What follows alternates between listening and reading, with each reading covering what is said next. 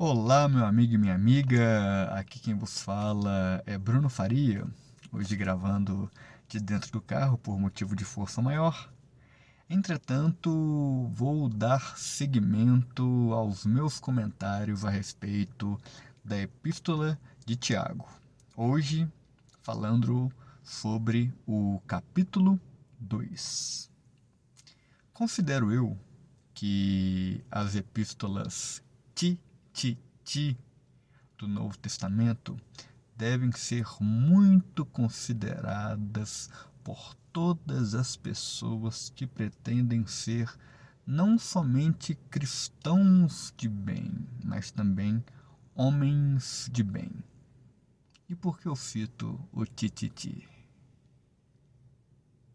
Timóteo, o segundo livro de Paulo a Timóteo, fala exatamente sobre como deve se sentir uma pessoa ao final de sua jornada enquanto cristão. O outro ti que eu cito é Tito, na qual Paulo faz importantes recomendações para que Tito escolha um bom líder para a sua igreja. E a outra epístola é esta que eu estou trabalhando agora, a Epístola de Tiago. O segundo capítulo da Epístola de Tiago é extremamente interessante e importante. E eu a divido em três partes. A primeira, ali entre o versículo 1º e o versículo 8º do segundo capítulo, vai falar acerca de acepção de pessoas. A segunda parte, que está compreendida entre os versículos 9 e 13, vai falar sobre o cumprimento da lei. E a terceira parte, a partir do capítulo, na verdade do versículo 14 até o 26, será falado a respeito da comparação da fé, das obras e de como que uma interfere na outra. Então, vamos aos comentários. A primeira parte, meus caros, não vou ler neste momento por motivo de força maior também, diz a respeito de separação de pessoas. Tiago é bem enfático nesta questão. Se por acaso aparecer na comunidade, na igreja, próximo de você mesmo, meu amado, uma pessoa que está bem vestida, bem trajada, usando ali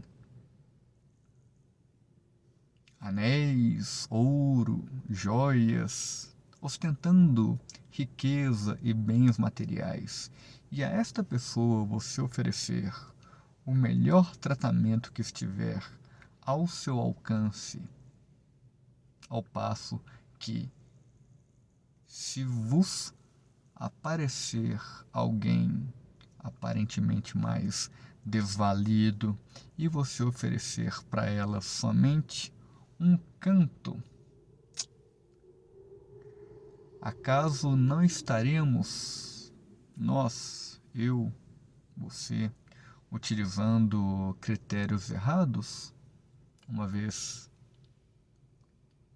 que Deus prefere os mais humildes do que aqueles que ostentam muito? É bem interessante porque há uma colocação no versículo 6 e no versículo 7 que merecem uma reflexão. Acaso não são estes mesmos bem vestidos, com boas joias, que nos oprimem? Ou, no versículo 7, aquele que nos difamam o nosso nome? Enfim, a fim de que não caiamos nesta armadilha de se seduzir pela aparência de alguém, tratando-a assim melhor do que aquele que não está tão bem vestido ou tão bem aparentado assim. No versículo 8, Tiago recomenda que lembremos do principal mandamento para que hajamos com justiça. Ame a Deus acima de todas as coisas e ame ao próximo como a si mesmo. A segunda parte deste capítulo diz respeito à obediência à lei. Tiago formula uma argumentação muito interessante no que diz respeito ao cumprimento da lei, o cumprimento total ou o cumprimento parcial. Cita Tiago o exemplo de 2 pecados: o adultério e o assassinato. Se acaso você cumpre a lei em um ponto, mas não a cumpre em outro ponto, você é um transgressor de toda a lei. Afinal, de que valerá dizer: não adulterarás, e você seguir este mandamento, mas o mandamento que diz não matarás, você o viola, cometendo o assassinato, e desta forma você transgride um mandamento e, consequentemente, transgride toda a lei, segundo Tiago. Uma outra dica que ele dá nesta parte do texto é: falem e ajam como alguém que será julgado. Consequentemente, é necessário que também tenhamos misericórdia, pois aquele que não for uma pessoa misericordiosa também não é digna de ser tratada com misericórdia. Pois sempre, irmãos, a misericórdia triunfa sobre o juízo. Agora, já a partir do versículo 14 em diante, Tiago faz uma longa comparação a respeito do que realmente nos salva: somente a fé ou as obras. Penso eu, e essa interpretação ela é minha, que o termo mais adequado para se traduzir a palavra fé nesta parte do capítulo não necessariamente seja o que hoje entendamos como crença, mas sim como é tratado lá em Abacuque: a fidelidade à lei. Uma fidelidade à lei, porém uma fidelidade que não age.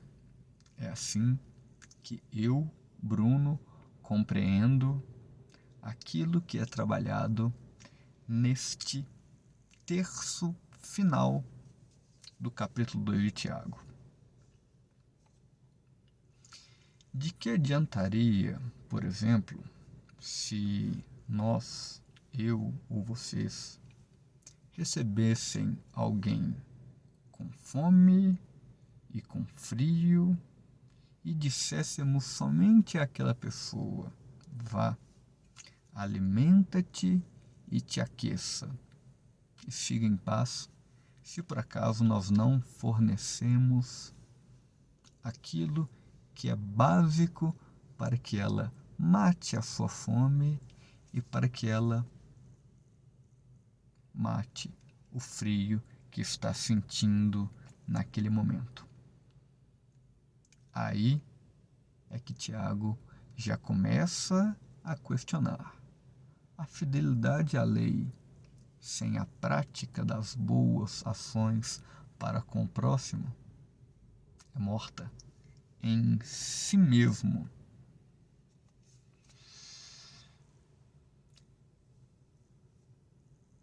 A partir desta ideia, Tiago desenvolve várias comparações onde uma pessoa que somente tem a fé é comparada com aquele que não só tem a fé, mas também pratica as boas obras.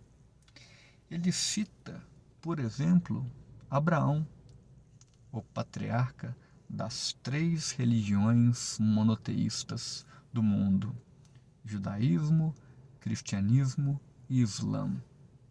Acaso Abraão foi um homem que somente agiu por fidelidade, ou ele também chegou ao extremo da fidelidade quando ele ouviu o mandamento de Deus para que ele sacrificasse seu amado filho Isaac, Yitzhak, aquele que causa sorrisos? Abraão não só teve a fidelidade de dizer a verdade, de fazer o sacrifício pedido por Deus em sua lei, mas Abraão também agiu de uma das maneiras que nós, hoje em dia, consideramos uma das mais extremas da Bíblia. Pela fé, Abraão seguiu em direção ao monte para sacrificar o seu filho. Porém, vendo Deus que Abraão era um homem que não só tinha a fé necessária, a fidelidade necessária, mas que também tinha coragem de seguir e de fazer a obra necessária, que naquele momento seria sacrificar o próprio filho, Deus proveu o animal puro para ser ofertado em aroma agradável ao Senhor. Então, concluindo este pensamento, Tiago, seguindo o exemplo, pegando como exemplo a atitude de Abraão, ele nos convida a não apenas ter fidelidade à lei, mas também a praticar a lei. Pois a fé é aperfeiçoada pelas obras. Ou seja, é em si colocando em teste, é em si agindo com paciência e resiliência diante daquilo que nos é apresentado durante a vida, sem murmurarmos, enfrentando as batalhas, acreditando e vencendo. É assim, não só através da fé, mas da fé que é aperfeiçoada pelas obras que nós fazemos. A fé sem obras é morta. E Tiago conclui o capítulo dizendo um pensamento da seguinte maneira: um corpo sem espírito está morto. Da mesma forma é a fé, ou é a nossa fidelidade aos nossos princípios. A fidelidade do ame ao próximo como a si mesmo. Se por acaso a fidelidade a esse princípio não estiver acompanhado da prática das obras, essa fé, essa fidelidade também é morta por si mesma. Este é o meu recado que eu tenho para o dia de hoje. Se você gostou, curte, compartilhe, leia a Epístola de Tiago e venha para que façamos aqui um diálogo rico, valorizando o pluralismo, o diálogo interreligioso e que cresçamos em conhecimento sempre. Um abraço a todos. Curtam, compartilhem e se inscrevam. Até a próxima.